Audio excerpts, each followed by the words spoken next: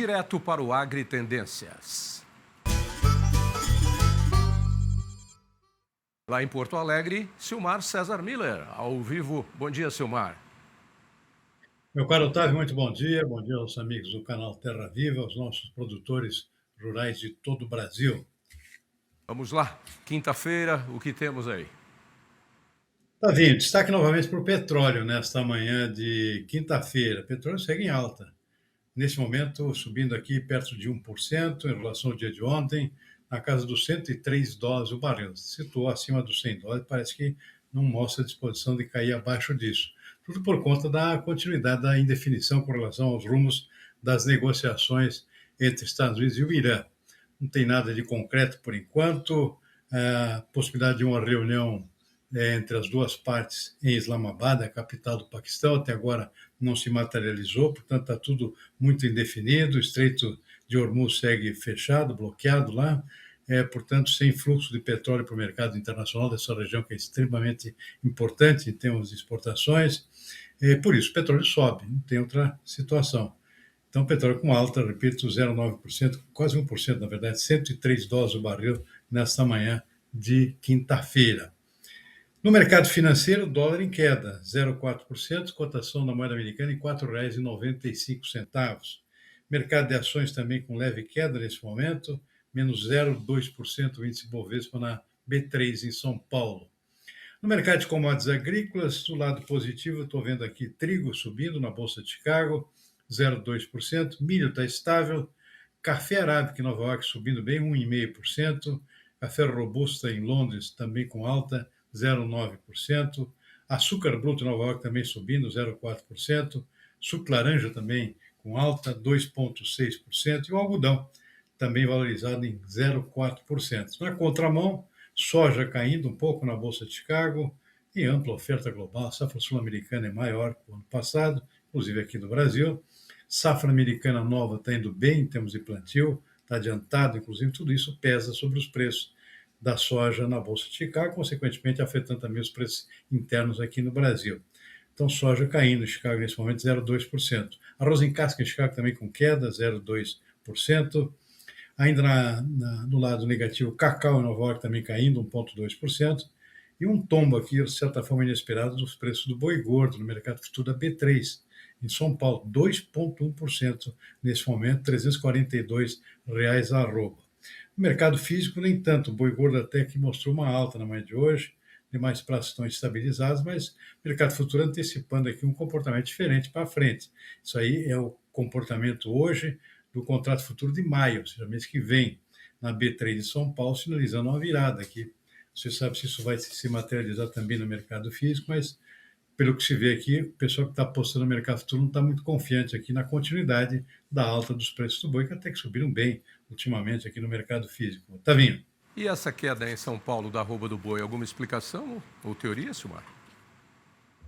Pois é, a expectativa talvez é a retomada da oferta maior, né, de boi gordo aqui no mercado interno, por parte do próprio pecuarista, o preço está bom, ou seja, a possibilidade de uma desova aqui de boi nesse período, embora a quantidade de boi disponível para mercado nesse momento, boi gordo não é lá essas coisas. De qualquer forma, é uma das explicações. E a outra também, a proximidade do fim da cota de exportação para a China.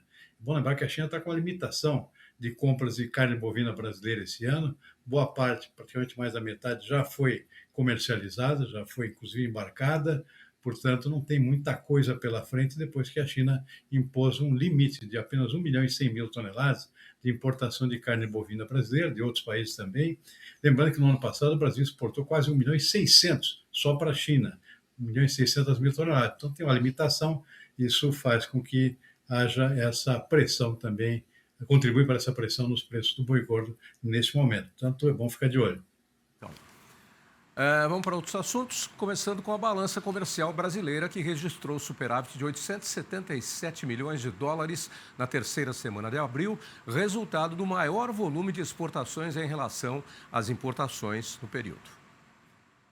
De acordo com dados do Ministério do Desenvolvimento, Indústria, Comércio e Serviços, a soma total de transações chegou a 12 bilhões de dólares na semana. As exportações cresceram cerca de 18,5% em comparação com a terceira semana de abril do ano anterior. O setor da agropecuária registrou uma alta de 16,1%, com um crescimento de mais de 63 milhões de dólares. A indústria extrativa subiu em 29,9%, enquanto a indústria de transformação cresceu 14,4%. Já nas importações, o setor agropecuário registrou uma queda de 32%. No acumulado desde janeiro, o Brasil reforça a tendência de saldo positivo para a balança comercial do ano, com os resultados favoráveis no comércio exterior. Pois é, Silmar, nesse sobe e desce aí tem muita influência também das exportações brasileiras do agro para aquela região do Golfo Pérsico.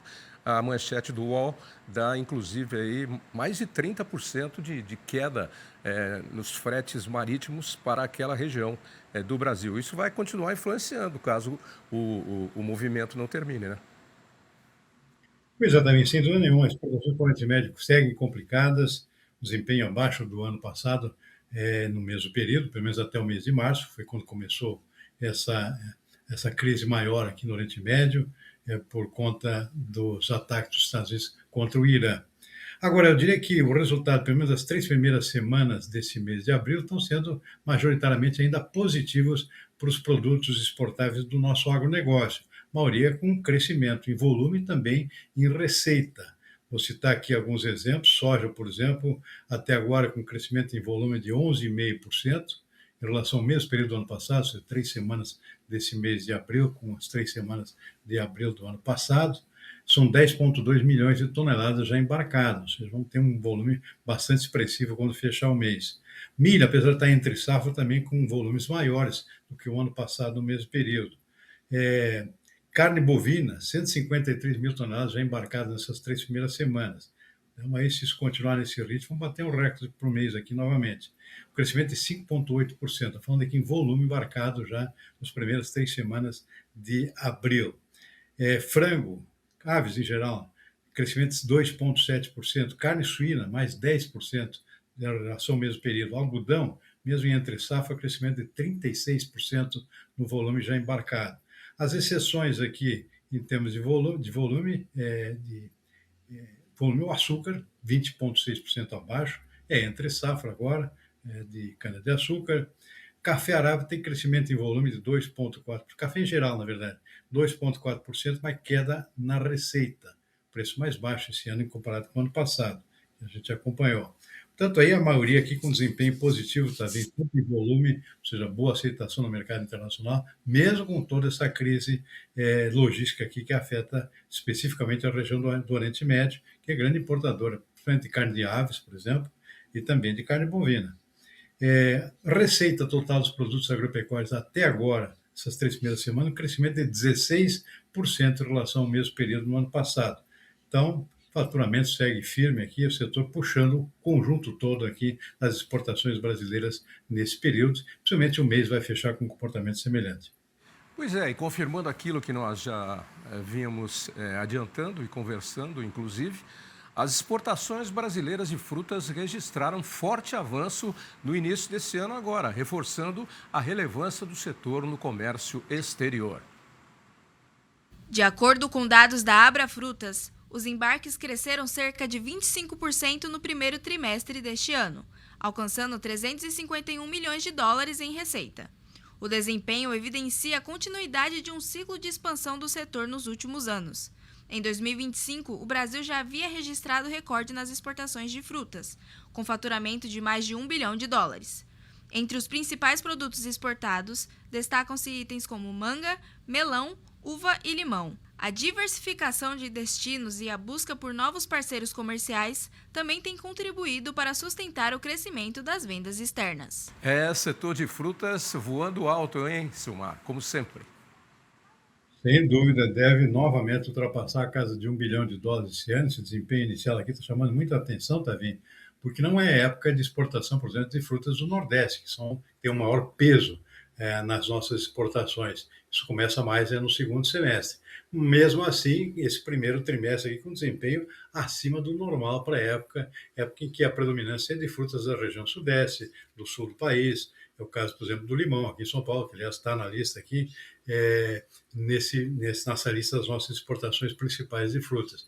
Portanto, eu imagino que o desempenho esse ano realmente vai surpreender, vai ser bem acima do ano passado, se continuar nesse ritmo aqui, já com o primeiro trimestre apontando aqui exportações em alta, chama muita atenção esse desempenho.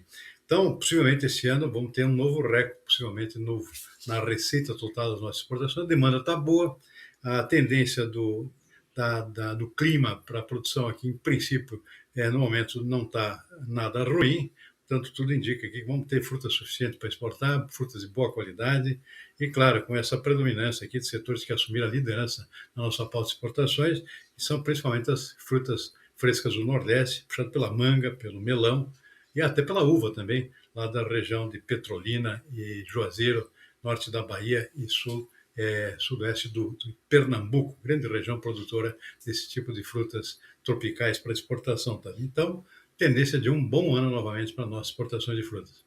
Bom, e vamos falar agora de arroz, porque a próxima safra de arroz do seu Rio Grande do Sul, aí, Silmar, deve ser marcada por incertezas e também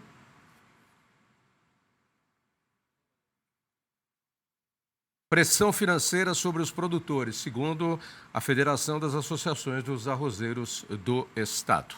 De acordo com a entidade, o cenário é desafiador devido ao acesso restrito ao crédito, juros elevados e a queda do dólar, fatores que afetam diretamente a rentabilidade da atividade.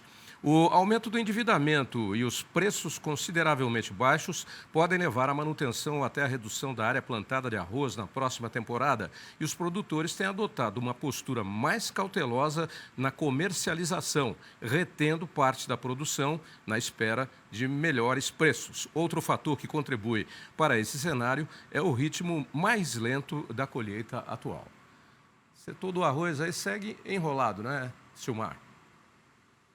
Infelizmente, sim, Tavinho. Aliás, a colheita está até atrasada propositalmente, o produtor não está com muita pressa de colher, até para evitar muita pressão de oferta, porque o preço tem se mostrado alguma recuperação ultimamente, mas nada que alcance ainda os níveis desejados e necessários para o produtor. O preço continua muito abaixo do próprio custo da produção. Então, o produtor, sem pressa de vender, está segurando as vendas nesse momento, até na expectativa que isso ajude também a melhorar um pouquinho o preço. Tem conseguido, mas de forma muito lenta ainda.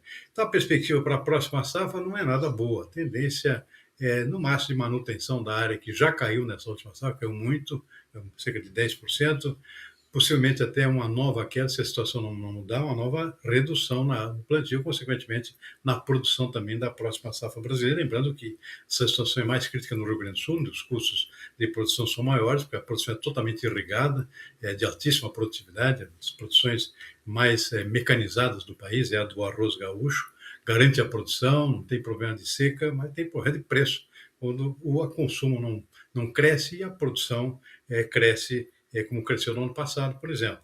Então, o produtor aqui bastante desanimado, tudo leva a crer realmente como ter nova queda na área de plantio na próxima safra. Tem dívidas acumuladas, justamente pela situação de mercado, juros muito altos, está difícil de pagar essa conta, até para a tomada de novos financiamentos para o próximo plantio, é um custo de produção alto, como eu disse, portanto exige muito financiamento, com juros muito altos do jeito que está, com tendência a subir por conta da guerra lá no Irã, a situação se complica ainda mais. E outra situação que complica é a dificuldade de exportação, né? O Brasil é exportador de arroz, quando o preço está ruim aqui dentro, se exporta, se pega um preço melhor no mercado internacional, se dá uma equilibrada na situação. Essa situação também está difícil, por quê? Por conta do dólar muito baixo, tem caído bastante, o preço em reais, por conta desse dólar baixo, aqui para o produtor fica muito baixo, não anima o produtor e o exportador a exportarem os nossos excedentes de arroz. Portanto, situação triplamente complicada, portanto, a do arrozeiro aqui no país. E não é de agora, já tem algum tempo. Os problemas só vão se acumulando. Vai um em cima do outro, um por cima do outro, se sobrepondo. Silmar, por hoje é isso e voltamos amanhã com você, aí direto de Porto Alegre. Ótima quinta-feira, abraço. Combinado, Tavinho. Uma boa quinta-feira para você, toda a equipe aí, os nossos telespectadores também. Boa tarde.